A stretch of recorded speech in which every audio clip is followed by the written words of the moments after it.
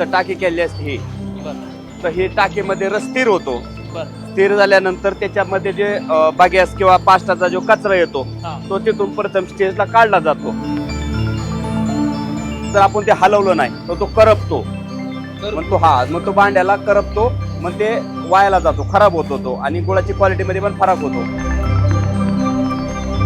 Chemical म्हणजे कुठलीही प्रक्रिया करताना त्याचं विघटन करणे किंवा त्याला एक रूप देणे, त्याला टिकाऊपणा देण्यासाठी प्रत्येक फूड प्रोसेसला केमिकल वापरलं जातं. आम्ही पण गव्हर्नमेंटच्या नॉर्म्स प्रमाणेच आम्ही ते केमिकल वापरतो. ऑलमोस्ट तयार झालेला. येस, आता तयार झालेला आहे गुळ. आपण तो थंड होण्यासाठी आपण तिथं घेतोय. आता वापा म्हणतो आपण त्याला. साखर कारखान्यात तुम्ही साखर बनवता, एवढे केमिकल वापरता, सल्फर वापरता. एफडीआयने त्यांच्यावर कारवाई करावं ना, साखर कारखाना बंद करावं. ती साखर आमच्या आल्यावर जर तुम्ही ती एफडीआय म्हणत असून साखर खराब आहे, मग साखर निर्मिती होतीच कशी?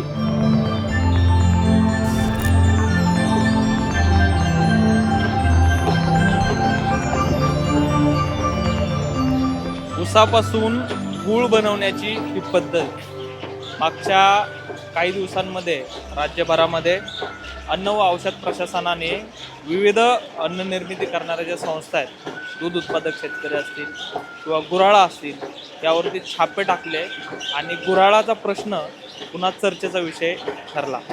मागच्या काही दिवसांमध्ये दौंड तालुक्यातले 400 गुऱ्हाळं बंद झाले याच कारणामुळं की या गूळ उत्पादन करताना किंवा गूळ तयार करताना त्यामध्ये काही केमिकल वापरले जात होते, साखर वापरली जात होती, जी की एक्सपायर झालेली साखर आहे. तर या सगळ्या गोष्टीमुळं, त्या भीतीमुळं आणि इथल्या अर्थकारणामुळं, बिघडलेल्या अर्थकारणामुळं जवळपास 400 गुऱ्हाळं बंद झाले होते. परंतु आता ही गुऱ्हाळं पुन्हा सुरू झालेत आणि त्याचं कारण एकच होतं की फक्त जी भेसळ होत होती, जी केमिकल टाकली जात होती, ती खाण्यासाठी हानिकारक आहे, ती कन्झम्पशनसाठी हानिकारक आहे. परंतु गूळ तयार होण्याची प्रोसेस नेमकी कशी आहे, गूळ कसा तयार होतो, त्याची शास्त्रशुद्ध पद्धत आत्ता मी तुम्हाला या व्हिडिओच्या माध्यमातून दाखवणार आहे. हे एक छोटंसं गुऱ्हाळ आहे आणि दौंड तालुक्यातल्या राहू या गावामध्ये सध्या मी या ठिकाणी तुम्ही बघताय, इकडं क्रशिंग सुरू आहे, इकडं रस गळतोय आणि इकडं त्याची गूळ बनण्याची प्रोसेस सुरू आहे. शास्त्रशुद्ध पद्धत काय आहे हे आपण जाणून घेतोय. आपल्यासोबत गुऱ्हाळ मालक आहेत. सर नमस्कार. नमस्ते. तुमची ओळख सांगा, तुमचं नाव आणि आपलं गुऱ्हाळ कुठल्या लोकेशनला? माझं नाव संदीप आनंदा नवले. मी राहणार राहूच आहे. हे दौंड तालुक्यात पुणे जिल्ह्यामध्ये आमचं गाव येतं. बर. आता मला एक सांगा, इथं ऊस दिसतोय, शेतकऱ्याच्या शेतातून ऊस इथं आल्यानंतर गूळ बनेपर्यंतची प्रोसेस काय असते ते आम्हाला एकदम सविस्तरपणे समजावून. चला सांग. रोज शेतकऱ्यांच्या ऊसात ऊस तोडल्यानंतर इथं आणून तो डंप केला जातो, साठवला जातो आणि 24 तासाच्या आत इथं क्रशिंग केलं जातं. इथं ह्या क्रशरच्या साह्याने तो क्रशिंग केला जातो. इथं साधारण 24 तासात आपण 25 टनाची कॅपॅसिटी या क्रशरची. किती? 25 टन. 25 तासामध्ये. 24 तासामध्ये 25 टनाची कॅपॅसिटी आहे. त्याच्यानंतर आता ओके, हा जो रस निघतोय, तर रस खालून काय पाईपाद्वारे? पाईपाद्वारे इथे एक टाकी केलेली असते. इथं टाकी केलेली असते ही. तर ही टाकीमध्ये रस स्थिर होतो. स्थिर झाल्यानंतर त्याच्यामध्ये जे बागॅस किंवा पास्टाचा जो कचरा येतो तो तिथून प्रथम स्टेजला काढला जातो. त्याच्यानंतर तो त्या 3 कढईमध्ये टाकला जातो. त्या पहिल्या कढईमध्ये उकळल्यानंतर तो दुसऱ्या कढईत येतो.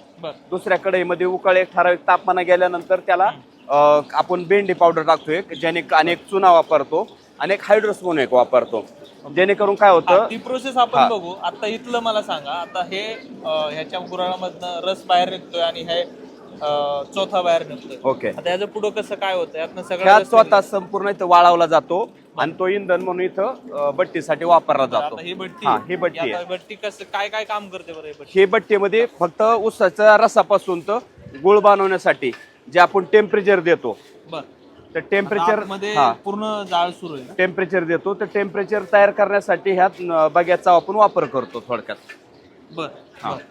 आणि हे टेम्परेचर आपल्या कढयांसाठी ते यूज केलं जातं. हे प्रोसेस सगळी नॅचरल पद्धतीने असते. टोटल बंद आहे आणि पडलेल्या साईडने त्याचा दूर बॉयलर एअर हवा निघण्यासाठी तो पड्यासाठी त्याचा वापर करतो. ह्याला बरं, कुठली आता मशिनरी वगैरे लागत जो नाही. आता हा आपला बगॅस निघतो तोच आपण बॉयलर साठी येस use येस करतो. तोच. पुरतो कधीतरी शॉर्टेज पडतो, बरं मग त्यासाठी ऊसाचे पाचट वगैरे आणावं लागते. बरं. आता हे रस आपण तयार केला हा, आणि या टाकीमध्ये ह्या आहे. टाकीमध्ये स्थिर केला जातो. त्याच्यानंतर हे पाहताय तुम्ही ही मळी बरं, मॉलिशियस, ही हा ही एवढं मळी खराब स्वरूपात कसं काय आहे? ते म्हणजे घाण आहे. ऊसाला जे पाचट असतं बरं. किंवा क्रशिंग केल्यानंतर जे बारीक बारीक कण असतात बाग्याचे, बरं. ते रसामार्फत इथवर येतात. बरं, आता हे आपल्याला हा जो रस दिसतोय हा. हा रॉ रस आहे. येस बरोबर. आणि यातनं हे जी घाण दिसते हा. ती मळी म्हणून आपण बाहेर काढतो. तो बाहेर साखर काढतो. कारखान्यामध्ये पण येस मळी बाहेर येते. त्याच प्रोसेस प्रमाणे. बरं, आणि याच्या पुढची प्रोसेस त्याच्यानंतर तो रस त्याकडे सोडला जातो पहिल्यांदा. त्याकडे हा, त्याकडे सोडला जातो. हा. त्याकडे भरल्यानंतर ह्याच्यात सोडला जातो. बरं, ती कढई पण गरम होते येस उकळ? येस 100%. हा. ज्यावेळेस ह्याच्यात 110 टेम्परेचर असतं, ह्याच्यात 60 टेम्परेचर असतं. बरं, 60 अंश सेल्सिअस. 60. हा, बरं 60 अंश असतं. हा. त्याच्यानंतर त्या भरल्यानंतर ह्याच्यात रस येतो, त्याच्यानंतर ह्याच्यात येतो, इथं आणि इथं पूर्ण त्याच्यावरची मळी आणि म्हणजे घाण मॉलिशियस वगैरे काय असेल ते काढून त्यात भरलं जातं. ह्याच्यात भरलं जातं, त्यातला रस सगळा काढून तो आपल्या शेतीसाठी यूज केला जातो, खाद्य म्हणून, बरं. खत म्हणून. याच्यात रस उकळला की मळी निघते का बाहेर? नाही, त्याच्यात आपल्याला एक चुना टाकावा लागतो. बरं. चुन्याचा फायदा असा आहे, चुन्यामुळे कॅल्शियम गुळात तयार होतो. तो सगळ्याच्या आरोग्यासाठी एकदम चुना एक नंबर वापरला जातो, कळीचा चुना. बरं बरं त्याच्यानंतर हायड्रोस वापरलं जातं आणि त्याच्यामध्ये भेंडी पावडर, जेणेकरून मळी वगैरे ते एकत्र होण्यासाठी, एका जागेवर ते एकजीव होण्यासाठी आणि ते काढण्यासाठी ते वापर केला जातो. बरं बरं. आणि आता हे जे आहे हे 4 टाक्या, फक्त रस मळी काढून रस सिप करायचा, केलं- सिप shift करायचा, केला सिप करायचा. आता हा रस कोणता आहे मला सांगा, त्याचं काय? हे काकवीची जी गुळ होण्याच्या आधी जी काकवी असते, हा, जी गुळ होण्याआधी जी काकवीची प्रुशर असते ती याच्यात होते. ओके. म्हणजे ह्यातनं सगळी हे सगळे मळी याच्यात- काढून घेतली. मळी काढून याच्यात येतील. ह्याच्यात काय राहिलं असेल तर याच्यात काढलं जातं आणि त्याच्या पुढे ह्याच्यात काढलं जातं आणि ह्याला 110 डिग्री सेल्सिअस पर्यंत तापवलं जातं. सगळ्यात जास्त तापमान याचं. त्याच्यात बरं, त्या तापमान कढईमध्ये. कसं मेंटेन होतं? मेंटेन म्हणजे ज्यावेळेस तुमचा गुळ उकळला जातो 110 डिग्री तापमान, आम्हाला ते दररोज ती प्रुशर माहिती आहे. मग एक पाण्यामध्ये घेऊन ते गुळ टाकून बघतो आम्ही, त्याची गुळ तयार झाली की मग तिकडे थांबवायला सांगतो. जो तिकडून बघायला लावणारी बाई असती हा. किंवा कोणी असेल वर्कर, त्याला थांबायला सांगतो. त्यामुळे ते थांबल्यानंतर टेम्परेचर स्टॉप होतं त्याचं. आता हे ऑलमोस्ट तयार झालेलं गुळ येस आहे. येस. थोडस जवळ जवळ आहे थोडस. हे असं हलवण्याची काही विशिष्ट पद्धत हे म्हणजे आहे? टेम्परेचर 110 डिग्री सेल्सिअस असतं ना, मग जर आपण ते हलवलं नाही तर तो करपतो. मग तो भांड्याला करपतो, मग ते वायाला जातो, खराब होतो तो, आणि गुळाची क्वालिटीमध्ये पण फरक होतो. म्हणून ते आपल्याला जेव्हापर्यंत गोळी येत नाही त्यापर्यंत तो एक 5 मिनिटं प्रोसिजरने आपल्याला तो गोळी म्हणजे ते एक गोळी म्हणजे आपण ते काय म्हणतो आपण, त्याची क्वालिटी झाली पाहिजे Quality त्या. हा, झाली टेम्परेचर येऊन त्याचं ते घट्टपणा आला ना, त्यानंतर आपण तो बाहेर काढतो. पण आता ही काकवी पण अशीच हा, येस येस. आता काकवीच्या पुढे प्रोसिजर गेलेली आहे. काकवीच्या पुढे गेले. हा, काकवी साधारण 90-95 डिग्री सेल्सिअसला आपण काकवी पकडतो आणि त्याच्या पुढे गेले की 110 पर्यंत गुळ तयार होतो त्याचा. आता हे ऑलमोस्ट गुळ तयार होण्याची हा, process आहे. रेडीच आहे. म्हणजे आता 1-2 मिनिटात गुळ तयार होईल त्याचा. आता एक दुसरी सगळ्यात महत्वाची पद्धत तुम्ही सांगितलं, चुना आणि भेंडी पावडर. भेंडी पावडर वापरतो. तर बऱ्याचदा असं होतं की केमिकल वापरलं जातं. बरोबर. ते नेमकं काय असतं, केमिकल कसं वापरलं जातं? केमिकल म्हणजे कुठलीही प्रक्रिया करताना त्याचं विघटन करणे किंवा त्याला एक रूप देणे, त्याला टिकाऊपणा देण्यासाठी प्रत्येक फूड प्रोसेसला केमिकल वापरलं जातं. आम्ही पण गव्हर्नमेंटच्या नॉर्म्स प्रमाणेच आम्ही ते केमिकल वापरतो. चुकून कधी काही गुराळवाली करत असाल तो काही विषय वेगळा, पण त्याप्रमाणे नॉर्म्स प्रमाणे आम्ही कॅल्शियम चुना म्हणून वापरतो, भेंडी पावडर वापरतो, हायड्रोस वापरतो. त्याचं काय, चुन्याचा काय फायदा? चुन्याचा फायदा हा म्हणजे जे मळी असते ना, जे आपले मॉलिशियस असतं, ती जी मळी आपण- हा, ते मळी ती ह्याच्यापासून रसापासून वेगळी होण्यासाठी चुनाचा वापर केला जातो. ते काय हानिकारक आहे? नाही नाही नाही, काय नाही, प्रॉब्लेम नाही. चुन्याचा काय प्रॉब्लेम नाही. कॅल्शियम असतं, चुना म्हणजे कॅल्शियम प्रमाण योग्य असेल तर काय प्रॉब्लेम नाही. आता हे म्हणजे ऑलमोस्ट तयार झालेला. येस, आता तयार झालेला आहे गुळ. आपण तो थंड होण्यासाठी आपण तिथं घेतोय. आता वाफा म्हणतो आपण त्याला. आणि सावकाश. याच्यानंतरची ही जी प्रोसेस आहे, हा, आता हे जे हा. शेवटच्या टाकीमधनं आता हा ह्याच्यात जो रस शिफ्ट आहे, केला जातो. रस आपण इकडे शिफ्ट सिप केला जातो. त्याच्यानंतर काय process? ह्याच्यानंतर ह्याच्यात थंड केला जातो. हा. त्या फावडीच्या साईडने त्याला हलवलं जातं, म्हणजे मिक्स केला जातो. असा ही प्रोसेस सगळी ही मॅन्युअली फायनल झाली. हा, मॅन्युअल सगळे टोटल मॅन्युअल प्रोसिजर असते. आणि त्याच्यानंतर ह्या पावडी साईडने त्याला सगळं पसरून थोडा हलून एकदम थंड केला जातो. एकदम 10-12 डिग्री सेल्सिअसवर आला की त्यानंतर तो असा बादल्यांनी भरला जातो. छोट्या बादल्या असेल तर जशी मागणी असेल 10 किलोची असेल तर 10 किलो, 1 किलोची असेल तर 1 किलो, त्याप्रमाणे तो माल भरला जातो. नंतर सुकवला जातो आणि त्याला पॅकिंग करून विकला जातो. तर आता ही जी शेवटचा रस आहे त्याच्यापासून आता गुळच तयार होणार. यस. हे कन्झम्पशन डायरेक्ट कन्झम्पन करू शकतो. हो हो, खाऊ शकतो, आता खाऊ शकतो. थंड फक्त आपल्याला उष्णता असते, थोडं थंड हा झालं खाऊ गरम रस शकतो. आहे. हो, खाऊ शकतो आपण, काय प्रॉब्लेम नाही.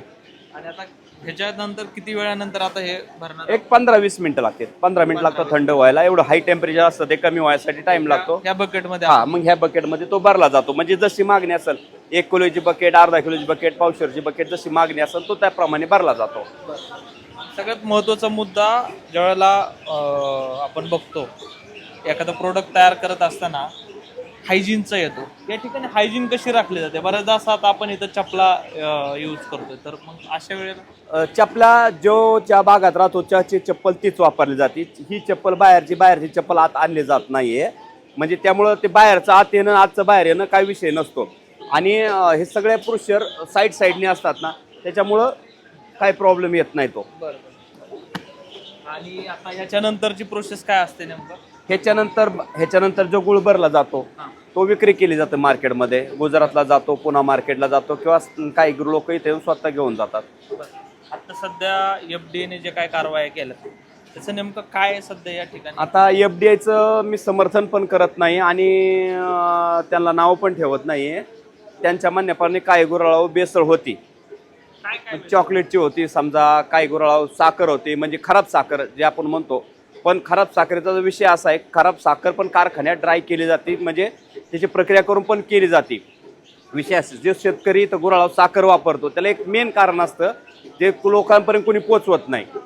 आता सध्या ऊस जी तोडतायत ती 10 ते 11 ते 12 महिनेच तोडतायत, तर त्याला गुळाची क्वालिटी येत नाही, किंवा गुळाला जे टिकवून क्षमता म्हणतो तो येत नाही. म्हणून ते साखर टाकावं लागते. त्याने साखरेने गुळाची कडकपणा येतो गुळाला आणि टिकवून क्षमता वाढते. ह्याचा मेन बेस हा आहे, साखर टाकण्याचा मेन बेस आहे. साखर 45 ते 40 रुपयाची घेऊन 40 रुपयाच्या गुळाला टाकायला परवडत नाही. कमी हा, नाही मिळत. ते सांगतात, चुकीच सांगतात. साखर कमी पैशात मिळत नाहीये.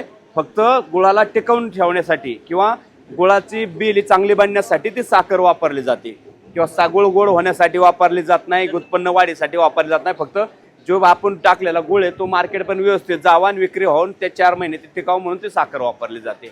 आणि जे केमिकल यूज होतं जे की शरीरासाठी हानिकारक आहे ना, जास्त अतिप्रमाण झालं तर नक्की हानिकारक. हायड्रोस हा असा घटक आहे जो अतिप्रमाण झालं तर हायड्रोस हानिकारक आहे. पण शक्यतो हायड्रोस महाग असल्यामुळे गरजेपुरतच तो वापरला जातो. चुन्याच्या रिप्लेसमेंट म्हणून वापरतात? नाही, ते हायड्रोस एक पहिल्यापासून वापरला जाणार आहे. कशासाठी तो? ते हेच मळी वगैरे आणि गुळाला चकाकी येण्यासाठी थोडा वापरला जातो. क्वालिटीसाठी वापरला जातो. ही जी आपण प्रोसेस बघितली ती एकदम शास्त्रशुद्ध? हा, नाही, ह्याच्यात हायड्रोस वगैरे वापरलेला नाही. आता जी प्रोसेस तुम्ही जी सांगितली ती सगळी शास्त्रशुद्ध पद्धत जुन्या काळापासून चालत आलेली. फक्त कढाया बदलल्या, मॉडेल बदलली, पण पद्धत तीच, गुळ निर्मितीची पद्धत तीच. हे आता छोटे गुराळ झाले, मोठ्या गुराळामध्ये पण हीच प्रोसेस? येस, हेच प्रोसिजर. काही ठिकाणी बॉयलर आले, म्हणजे आता आपण कसं ही बट्टी पाहिली तर ती चोत्री मॅन्युअली आपण पांगून बनवतो, तसं नाही. ते बॉयलरने ते गरम करतात, ड्रायरने ते तिथं सोडतात. त्या अशा पद्धतीने थोडं ऑटोमायझेशन आलेलं आहे या क्षेत्रामध्ये. गव्हर्नमेंटला एक म्हणजे माझी एक नम्र विनंती आहे, जसं साखर कारखान्यांसाठी तुम्ही म्हणजे संशोधन केंद्र आहेत, तसं गुळासाठी किंवा गुळासाठी माझ्या माहितीप्रमाणे आपल्या महाराष्ट्रात तरी कुठलंही संशोधन केंद्र नाही आहे. आणि नॉर्म्स माहीत नाही ना लोकांना. ते कोल्हापूरला आहे, पुण्याला नाही ना. ते कोल्हापूरपर्यंत मर्यादित आहे. महाराष्ट्रात आम्ही पुण्यात म्हणतो, आम्हाला नाही ना ते. म्हणजे गव्हर्नमेंटचं असं कुठं गाईडलाईन्स नाहीये की तुम्ही असं केलं पाहिजे किंवा ते हे वापरलं पाहिजे, तुम्ही हे केलं पाहिजे, अशा कुठल्याच प्रकारच्या गाईडलाईन्स नाही आहेत. एफडीने कारवाई केल्या त्यामुळे ही भेसळ या परिसरातली थांबली? नाही, भेसळ तशी नव्हतीच पहिल्यापासून सर. क्वचित गुळ टिकवण्यासाठी साखर वापरली जाते, तर काही लोकांनी ती ब्राऊन शुगर म्हणजे कारखान्यातून थोडी हलक्या क्वालिटी आलेली साखर किंवा गुराळांची काही ज्या गुराळांनी युपी इकडे तिकडं हे वापरतो आपण गुळ पावडर बनवलेली ती वापरलेली, ती खाणारीच वापरली. असं नाही की ती म्हणजे विषारी होती म्हणून ती वापरली. फक्त गुळ टिकवण्यासाठी ही चाललेली धडपड, क्वालिटीसाठी धडपड, बाकी त्याच्यामुळे फायदा आहे असा काही कुठला विषय नाहीये. आणि जर तुम्ही म्हणता साखर टाकायचं खरंही नाही, तर मग जे साखर कारखान्यात तुम्ही साखर बनवता, एवढे केमिकल वापरता, सल्फर वापरता, एफडीआयने त्यांच्यावर कारवाई करावं ना, साखर कारखाना बंद करावं. ती साखर आमच्या आल्यावर जर तुम्ही ती एफडीआय म्हणत असून साखर खराब आहे, मग साखर निर्मिती होतीच कशी? साखर नका ना बनवू तुम्ही, आम्ही वापरणार नाही ना. खरं तर व्हॅलिड मुद्दा आहे, परंतु आपण आता ही जी प्रोसेस बघितली, गूळ बनवण्याची ही जी सगळी प्रोसेस आहे, आणि या ठिकाणी जर बघितलं तर आता हे शेवटच्या टप्प्यातला हा रस आहे आणि गुळाची इकडं ढेपी तयार झालेल्या आहेत. अशा पद्धतीने ही शास्त्रशुद्ध पद्धत होती, आणि जी काय भेसळ आणि ज्या कारवाईमुळं हे सगळं गुऱ्हाळाचं विषय चर्चेत आलेला आहे, ती त्यामध्ये साखर आणि हायड्रोस या दोन गोष्टी मिक्स केल्या जात होत्या, परंतु त्याची कारणं वेगळी असतील. परंतु नक्कीच त्यामुळं हे जे अन्न म्हणून आपण यूज करतोय, अन्न म्हणून गूळ कन्झम्पशन होत आहे, तर नक्कीच तो शरीरासाठी हानिकारक आहे असं आपण म्हणू शकतो. म्हणूनच ही कारवाई आहे. शेतकऱ्याच्या किंवा गुऱ्हाळ मालकांच्या दृष्टीने सुद्धा काही गोष्टी आहेत. आता या कारवायाच्या निमित्तानं पुढं यामध्ये काय बदल होतोय ते बघणं गरजेचं आहे. दत्ता लवंडे, लोकमत ॲग्रो, पुणे.